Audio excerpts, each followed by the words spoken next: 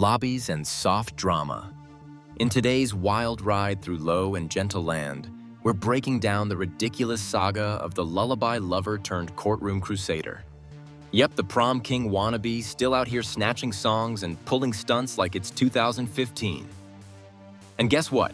It's time we talk about the Taylor Swift twins and that forever crying wonder boy. The one always looking like he just got his toy taken, y'all know who.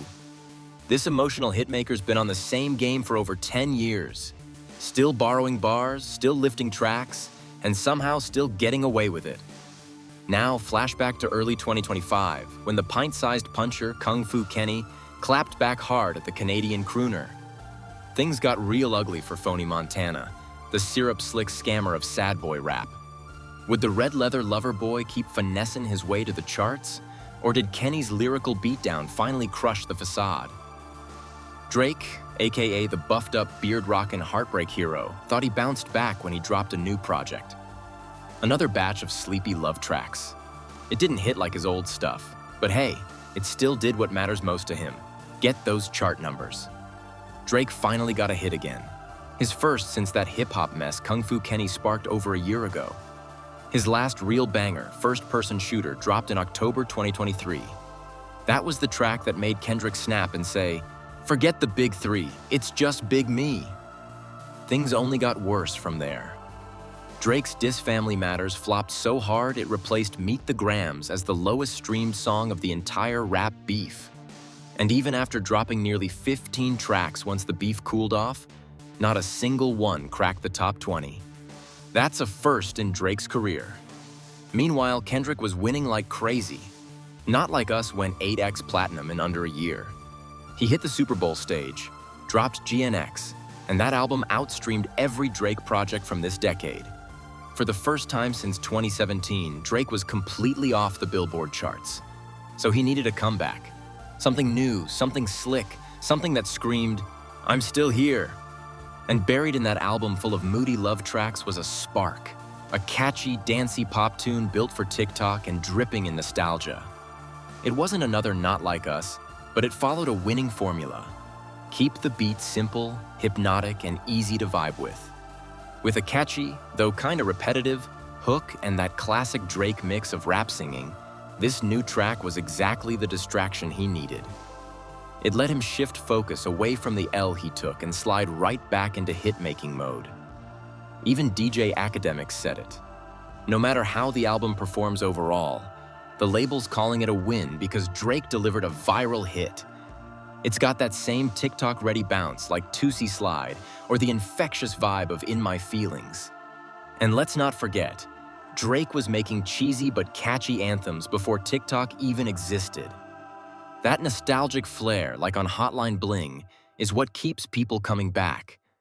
Nokia feels like the sequel to Hotline Bling. Both tracks are phone-themed, emotional, and built for the club. Drake even starts his shows walking out to Nokia before sliding into Hotline Bling. He knows the connection. This could be his big comeback track. And here's the twist. Drake always bounces back from rap beefs with catchy, dancey singles. After Pusha T and Kanye, he gave us In My Feelings. After Meek Mill, Hotline Bling. Even Tootsie Slide worked as a quiet return after a long break. It's his signature move. Drop a feel-good hit when his rap credibility's under fire. But what if Nokia and Hotline Bling weren't even original? There's talk that both might have been lifted from the same artist. 2015 was the year Drake's authenticity really got dragged into the spotlight. Meek Mill jumped on Twitter and claimed Drake didn't write his own stuff. And then boom, reference tracks leaked from almost the whole album. Party Next Door wrote the intro. Legend. Quentin Miller penned major tracks like Know Yourself, 10 Bands, and even Drake's verse on Rico, the collab with Meek. Suddenly, everyone was asking, how much of Drake's music is really his? And if you want the full breakdown of the Quentin Drake-Meek saga, that's a wild story on its own. Quentin's got serious talent and barely gets credit. But back to the point. This ghostwriting drama flipped the narrative. Before that, folks didn't talk much about Drake possibly using other people's work. After it, people started noticing a pattern. Drake borrowing flows, bars, even whole vibes from other artists. Sometimes just a little, sometimes a lot. Honestly, this could be a full video on its own. Drake has a long history of borrowing flows, bars, and cadences from other artists. Drop a comment if you want that deep dive. But for now, let's run through a few key examples. Even Drake's breakout hit Best I Ever Had wasn't one-hyped original. The chorus? Its whole cadence sounds nearly identical to Lil Wayne's Do It For The Boy from 2008. We could do it real plenty bigger than you ever done. Look filthy, bigger than you ever done. Most people missed that, but it's there, and that's just one of many. Even years after the Quentin Miller ghostwriting mess, Drake kept getting called out for using other rappers' styles. Sometimes it's inspiration, sometimes it looks like straight-up copying. Now look, there's a difference between paying homage and jacking a song without credit. That's where things get messy with Drake and DRAM. The line between remixing and stealing? Super blurry. But we'll get to that in a sec. For now, we'll show a few more examples and let y'all decide if Drake's just inspired or low-key lifting hits. Drake has a habit of flipping famous lyrics from classic songs and calling it homage, but it's not always that simple. On the motto, he raps, "I'm in the building and I'm feeling myself. Rest in peace, Mac Dre. I'ma do it for the Bay." That's a clear lift from Mac Dre's "Feelin' Myself." Sure, that sounds respectful. But when Drake keeps doing it over and over, it starts looking less like tribute and more like a pattern. He did the same thing on Chicago Freestyle, where he mirrored lyrics from Eminem's Superman. I do know one thing, no, women, they come, they go. Do know one thing, no, chickens, they come, they go. And again on Practice, which heavily borrowed from Juvenile's Back That Thing Up. Back when that dropped, kids legit thought Drake came up with that line, especially fans who didn't grow up with Cash Money's early catalog. Same story on DJ Khaled's For Free, where Drake took from Too Short's Blow the Whistle. It's one thing to salute a legend, but when it keeps happening without clear credit and younger fans think Drake wrote these iconic lines, that's where the problem really starts. Sometimes Drake doesn't just borrow a few lyrics, he brings in rappers to write full songs for him. The most infamous case? Quentin Miller. He didn't just ghostwrite a track or two, he wrote nearly half of If You're Reading This, It's Too Late. And that's just the start. Drake's been called out for straight-up copying bars from other artists too.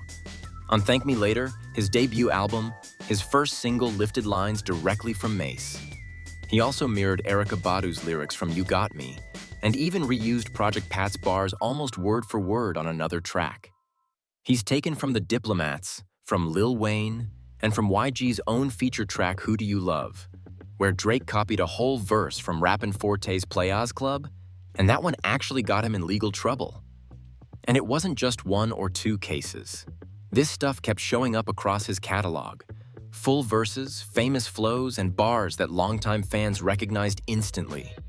Whether it's influence or imitation, that line gets blurrier every time. Rappin' Forte wasn't cool with Drake borrowing his lyrics, homage or not. He hit Drake with a $100,000 charge after Drake used his Playaz Club bars on YG's Who Do You Love. When asked if Drake paid up, his manager Frankie J said, "Hell no." Forte even called Drake out publicly, saying, "You jack a person's lyrics and don't even make a phone call. That's not hip-hop." In 2014, he posted an invoice for the $100K on Twitter. By 2018, he put royalties for both songs up for auction, and the bids hit $38,000. This shows Drake's pattern. He rarely clears or credits these artists beforehand. And this behavior becomes even more important when we talk about his drama with DRAM over Hotline Bling and Cha Cha. But before we get there, there's more. On Child's Play, I'm Upset, and even Miss Me, Drake copied lyrics from legends like Aaliyah, Beyonce, To the left, to the left, to the left, to the left. Soulja Boy, Tell me what's really going on. Tell me what's really going on. Up in this thing, I'm ready. It's happening. Soldier boy up in this thing, I'm ready. What's happening? and Lil Wayne. Sometimes it's just a line, other times a full bar, but it's happened a lot more than once. That's exactly why Soulja Boy went off, saying, "I gave Drake everything, his swag, word for word, bar for bar." And it didn't stop there. Drake even pulled from Nelly on Fucking Problems. Yeah, that's a long list, but we're still not done. Drake's also been caught biting Lil Wayne bars on multiple tracks. And then came the drama with XXX Tentacion. Back in 2017, Drake previewed a track called KMT in Amsterdam, and fans immediately noticed. It sounded just like X's breakout hit Look at Me. The next day, X fired off on Twitter. "I'm not gonna Twitter rap with dudes stealing my flow. I slap dudes. Don't come to Florida." He also said, "We all know Hotline Bling was a bite of cha-cha." X wasn't quiet about it, and the tension was real. Later, in an interview with DJ Semtex, Drake said he did hear Look at Me and admitted, "I see why people might compare the two." But he denied copying it, saying, "I'm not stupid. I'm not that kind of person." Drake claimed he didn't know about X before dropping KMT, but Adam22 said otherwise. He confirmed that Drake reached out about X through DJ Carnage, who now goes by Gordo and still works with Drake. So yeah, Drake definitely knew who X was. That whole "I didn't know" talk? Cap. And when KMT dropped, it was clearly X's flow, word for word, bar for bar, without giving any credit. X had every reason to be mad, but that's a whole rabbit hole on its own. Then there's the Weeknd situation. Back in the early 2010s, Weeknd was just coming up with House of Balloons. Drake brought him into the spotlight, but also took some of his best tracks. Not just collabs. Drake took full Weeknd songs, reworked them, and used them on Take Care. Sure, Weeknd was featured on some tracks, but others were basically just Weeknd records redone by Drake. And now, Take Care is seen as a classic, largely because of those Weeknd contributions. At the time, it probably felt like a good deal for an upcoming artist. But in hindsight, Drake walked away with the crown, using someone else's jewels. Out of all the cases of Drake borrowing or biting, the situation with DRAM might be the strangest and the most subtle. Was it shade? Was it on purpose? Or was it just a weird coincidence? Let's break it down. In May 2015, a video surfaced showing Drake awkwardly dancing to Cha-Cha, a viral hit from rising artist DRAM. The dance was corny, and somehow still is 10 years later, but it wasn't Drake filming himself. He was just caught vibing at the club. At the time, life was sweet for Drake, as if you're reading this, It's Too Late had dropped and was getting tons of praise. No ghostwriting drama, no Meek Mill beef, yet. He was just enjoying the moment. Meanwhile, Cha-Cha started catching fire. The real push came when Beyoncé posted a video dancing to it. That's when the track exploded and DRAM had his first breakout hit. Then in July, the Meek Mill beef popped off. Drake won the battle with Back to Back, but the ghostwriting claims left a stain that didn't go away. And just as Cha-Cha was rising, Drake dropped Hotline Bling. The timing? More than a little suspicious. Drake knew he couldn't just drop a diss track. He needed a global hit to shift focus away from those ghostwriting facts. And that's exactly what he did. Back in July 2015, on the old KanyeTothe.com music forum, now renamed KTT2, someone posted, "Drake plays new song at his barber J Max's wedding." The post linked to a short clip of Drake spinning an unreleased track at the party. That track? Hotline Bling. At the time, it was just a low-key moment. Drake taking over the DJ booth at a friend's wedding, vibing with the guests, and teasing some new music. He even made a weird speech about a ting during the set. Classic Drake energy. I want to say that I'm proud of you for completing a union that so few of us even fathom, let alone follow through on.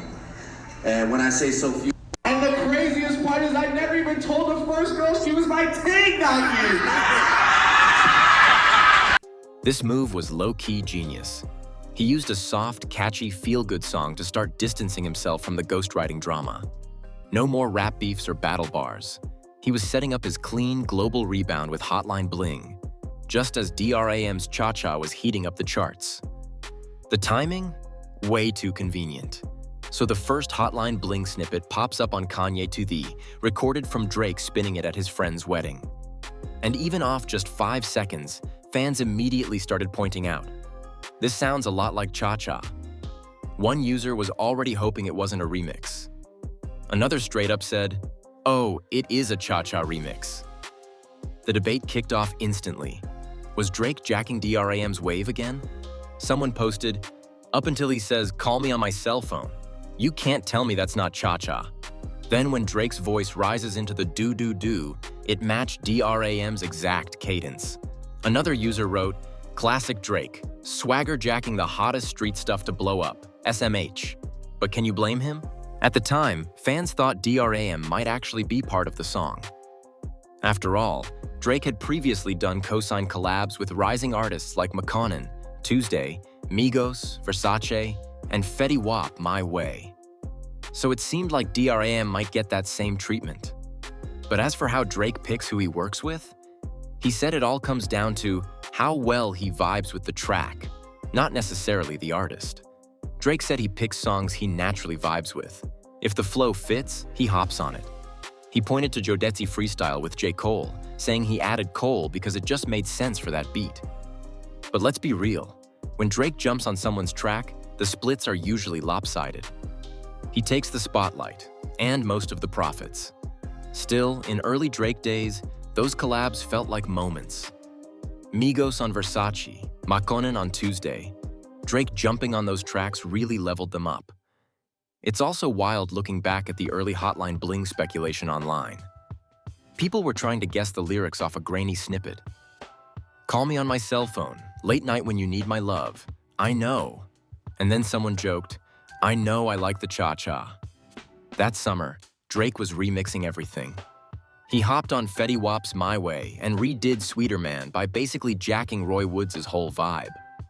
Funny enough, Ram Riddles had a song called Call Me that summer too, with cover art eerily similar to Hotline Bling, and a hook that went, call me, me. The patterns just keep showing up. Ram Riddles' Call Me didn't just sound similar, it echoed the exact same vibe as Hotline Bling. That used to call me on my cell phone line, nearly identical. And Ram Riddles' flow? Straight up matched the island-style sound Drake ran with through all of 2016. Safe to say, Drake pulled a lot of inspiration. On July 17, 2015, Hotline Bling was first heard at that wedding. Just 8 days later, on July 25th, Beats One tweeted, "Used to call me on my cell phone. New Drake on that Cha-Cha remix." It premiered on OVO Sound Radio, tied directly to his Apple Music deal, and was literally introduced as a Cha-Cha remix. But here's the catch. Once it dropped, it was technically different. New beat, new lyrics, new sample. That gave Drake a clean out. He could release it without crediting DRAM, because it was no longer legally a remix. A DJ Booth article broke it down. Cha-Cha was built on a bright Super Mario sample, while Hotline Bling used a slowed-down synth that mimicked a phone ringtone. So even though the vibes were nearly the same, the paperwork said otherwise. Drake swapped out the bouncy cha-cha accordion loop for a slowed, ringtone-like melody on Hotline Bling, giving it that moody Toronto vibe he's known for. The lyrics, production, and samples were all different, but the core melody still had that same cha-cha feel. So here's the big question. If everything was technically changed, why did Beats One, under Drake's own Apple Music rollout, label it a cha-cha remix when it dropped? DRAM wasn't on the song. The beat wasn't the same. There wasn't even a single cha-cha reference. So what exactly made it a remix? The truth? It wasn't one.